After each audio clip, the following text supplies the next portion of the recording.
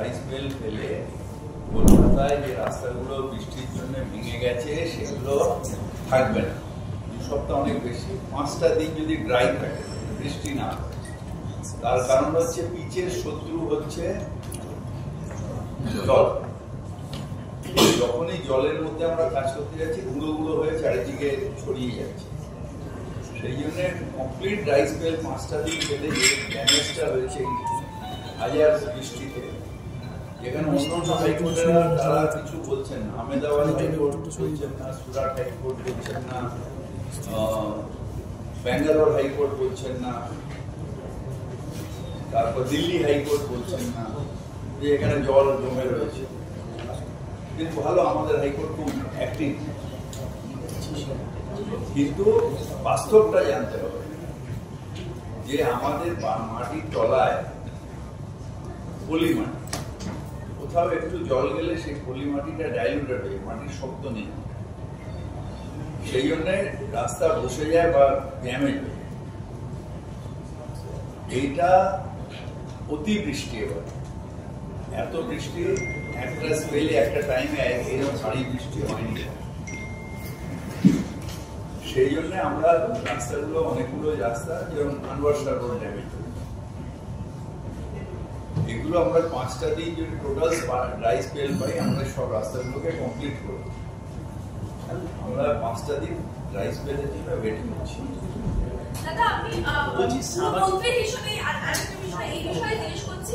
21শে জুলাই প্রচুর অ্যাবনর্মাল বৃষ্টি হচ্ছে, প্রচুর মানুষের সমাগম হবে শহরে, সেই জায়গা থেকে জল যাতে না দাঁড়ায় এই জন্য কি ব্যবস্থা নিচ্ছেন? কলকাতা হলো একমাত্র সিটি ভারতবর্ষে যেখানে জল দাঁড়ানো বা জল যন্ত্রণার বিরুদ্ধে একটা দারুণভাবে একটা সাফল্যতা আমরা পেয়েছি। বৃষ্টি হওয়া যাওয়া যেদিন হলো সেদিন 300 মিলিমিটার একদিন বৃষ্টি হলো, টোটাল 1000-এর উপরে কদিনে বৃষ্টি হয়েছে।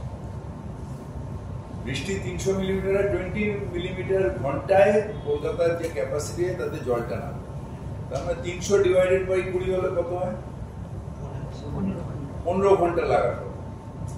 কিন্তু 5 ঘন্টাও লোক ওয়েট করেনি, তার আগে ছবি তুলে সব টিভি আলাদা দেখাতে শুরু করে দিয়েছে জল জমে। আর যেখানে 5 দিন ধরে সুরাটে জল জমে রয়েছে, ব্যাঙ্গালোরে জল জমে, আমি কালকে আমার টুইটটা দেখে তাতে সব আমরা দিয়ে দিয়েছি যে ডবল ইঞ্জিন সরকার কোথায় কোথায় যাবে। গদি মিডিয়া যারা, তারা সেটাকে দেখাবে। আমি এটা আমার কর্মচারী, আমার ড্রেনেজ ডিপার্টমেন্টকে ধন্যবাদ জানাই যে ডিসিল্টিং এবং পরিকল্পনা করে পাম্পিং স্টেশন তৈরি করার জন্য, এবং ধন্যবাদ জানাই আমাদের মুখ্যমন্ত্রী মমতা ব্যানার্জিকে স্টেট থেকে ফাইন্যান্স জোগাড় করে দেওয়ার জন্য আমরা এই সাফল্যটা পেয়েছি। এখানে কলকাতায় জল যন্ত্রণা নেই। এবার কোথাও প্লাস্টিক একটু দাঁড়িয়ে রয়েছে, আপনি ছবিটা তুলবেন যে জলটা পড়ে রয়েছে, সেটা আলাদা, কিন্তু কোথাও একটা প্লাস্টিক আটকে রয়েছে ড্রেনে, একটা ছাতা নিয়ে একটু সরিয়ে দিলেই পাওয়ার চলে। তো 21শে জুলাইয়ে এত মানুষ আসবেন, নিশ্চিতভাবে আমাদের কনজারভেন্সির একটা দায়িত্ব আছে, আমাদের ড্রেনেজের দায়িত্ব আছে। আমরা এটা শুধু 21শে জুলাই বলে না, সারা বছর পালন করি এবং পালন করেও যাব। 22শে জুলাইও পালন করব। ওখানে আমরা পিডব্লিউডিকে বলেছি, বললেন ড্রেনে আমাদের প্ল্যানিং এর একটু প্রবলেম ছিল, পিডব্লিউডি রাস্তাটা করে দিয়েছে, ড্রেনেজ সিস্টেম ন্যাচারাল খালগুলো ছিল সেগুলো ব্লক হয়ে, যেটা ন্যাচারাল ফ্লো অফ ওয়াটার ছিল, ওই জায়গাটা আমরা নতুন করে করছি, পিডব্লিউডি করছে, প্ল্যানিংটা পিডব্লিউডি করছে। অন্তরা আচার্যের সাথে এটা নিয়ে অলরেডি আমরা বিধানসভার পিডব্লিউডি মিনিস্টার, আমি সবাই মিলে বসে আলোচনা করে নিয়েছি। খুব তাড়াতাড়ি এটা আবার একটা দুধারে কল্যাণী হাইওয়ে সুপার দিয়ে আমাদের ওই ড্রেনেজ সিস্টেমটাকে আবার নতুন করে তৈরি।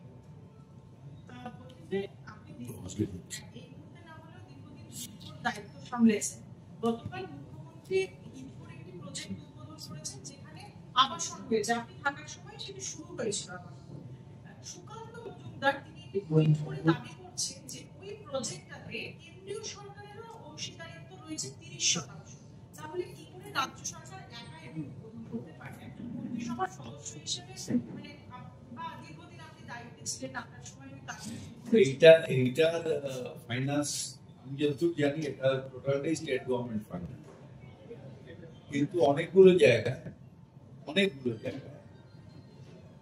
যৌথ ফাইন্যান্স রেট এই কেসটা নয়, যেটা এটা 100% স্টেট গভর্নমেন্ট ফাইন্যান্স, যেটা মুখ্যমন্ত্রী লাগবে।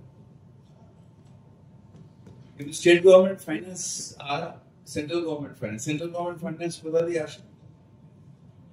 স্টেট গভর্নমেন্ট থেকে যে টাকাটা তুলে নিয়ে যায় তার একটা অংশ 30% বিভিন্ন স্কিমে আবার টাকাটা দেয়, অর্থাৎ সেটা কিন্তু স্টেটের টাকা, স্টেটের মানুষের টাকা। তাহলে যখন ডিফেন্সের উদ্বোধন হয় বা অন্য মোদী যখন বড় বড় রাস্তার উদ্বোধন করে, তাতে তো স্টেটের কন্ট্রিবিউশন, তাহলে তখন মুখ্যমন্ত্রীকে টাকাটা মনে পড়ে না কেন? যেরকম এখানে অবরোধ প্রকল্প আমি হাউসে বলি 75% স্টেট দিচ্ছে, 25% সেন্ট্রাল। অনেক প্রকল্প এরকম আছে যেগুলো আপনি উদ্বোধন করে দিয়েছেন, স্টেটের মুখ্যমন্ত্রীদের টাকার কথা আপনার মনে পড়ে। সব প্রজেক্টেই স্টেট কন্ট্রিবিউশন আছে, সেন্ট্রাল গভর্নমেন্টের প্রজেক্টেও স্টেট কন্ট্রিবিউশন আছে। সেন্ট্রাল গভর্নমেন্ট নিজেকে যে দাবি করে যে টাকাটা আমার, সেটা এবার অনৈতিক ভাবে অনেক জায়গায় আমাদের টাকা দিচ্ছে না, শুধু বাংলাকে না, যেগুলো বিরোধী রাজ্য আছে সেগুলোকে টাকা দিচ্ছে, সেটা তো গায়ের জোরে দিচ্ছে অগণতান্ত্রিক, কিন্তু সব জায়গায় স্টেট কন্ট্রিবিউশন এটা মেজর। এটা নাটক করেন ওনারা, ছাড়বে না এভাবে কারণ এছাড়া কনসেশন কি নামে লেখা যায় যায় না, অনেক কিছুই যায় না, আবার পরে ওরা কি করে।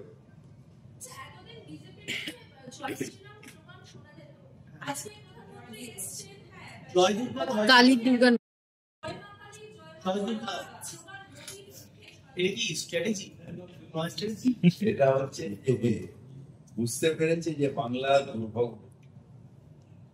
অনেক কিছু আগে করেছে, পারছে না, আবার এখন স্ট্র্যাটেজি হচ্ছে একটাই, সেটা হচ্ছে সাম্প্রদায়িকতা, যে যতদিন না ছাড়বে বাংলার মানুষ, তোমাকে এখানে পায়ের তলায় মাটি দেবে।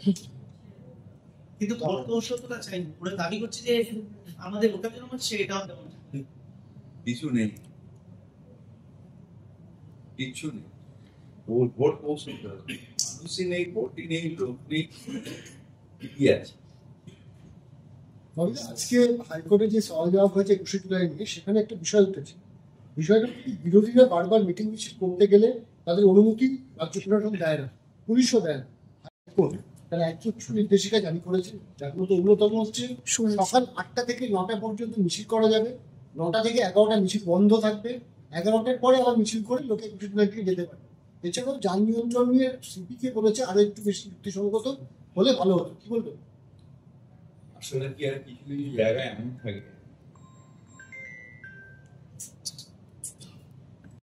বলবে আর আনন্দবাজারে ছাপবে, আমরা তার কারণ হচ্ছে 21শে জুলাই যেরকম 21শে ফেব্রুয়ারি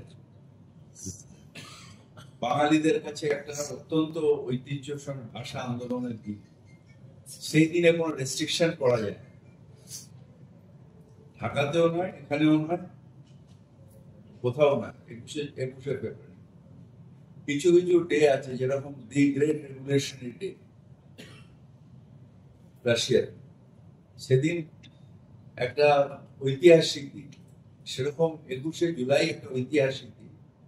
এটা উপলব্ধি করতে হবে জজ সাহেবদের, যে সেই দিন রেস্ট্রিকশন হয়, কারণ এর আগে বা এর পরে কোনোদিনই এতগুলো মানুষের উপরে গুলি চলবে না। মাতঙ্গিনী হাজরার মৃত্যুর দিন রেস্ট্রিকশন হয়নি, সেরকম 21শে জুলাই যেখানে অতগুলো মানুষকে গুলি করে মারা হয়েছে, এটা নতুন করে আর হবে না। তাই এটা একটা শহীদ দিবস, যেটা পালন করার অধিকার সেই শহীদদের যারা সম্মান দেয় তাদের আছে।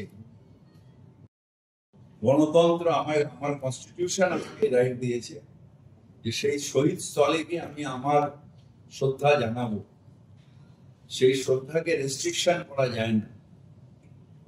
হাজার হাজার লাখ লাখ মানুষ যখন আসবে, এটা কোনো দলের কথা নয়, এটা মানুষের আবেগের কথা।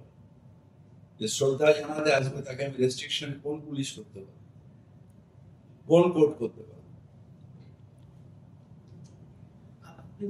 শহীদের কথা বলছে নাকি কিছুক্ষণ আগে বলেছে যে শহীদ শুধুমাত্র কি সিপিএমের হাতে খুনলি শহীদ, যারা দলের মধ্যে দলের সাথে খুন হচ্ছে তারা শহীদ নয়। 21শে জুলাই একটা মুভমেন্টে গুলি করে মারা গেছে, কেউ কারোর সাথে মারপিট করে মারা গেল, তাকে শহীদ বলছি না। শহীদ হচ্ছে যে যেখানে একটা মুভমেন্টে মারা গেছে। মাতঙ্গিনী হাজিরা একটা মুভমেন্ট করতে গিয়ে মারা গেছে। অন্য অন্য যারা আমাদের স্বাধীনতা সংগ্রামের সঙ্গে সংগ্রাম করতে গিয়ে মারা গেছে, সে তাদের কথা বলা হচ্ছে। বলছি আজকে প্রধান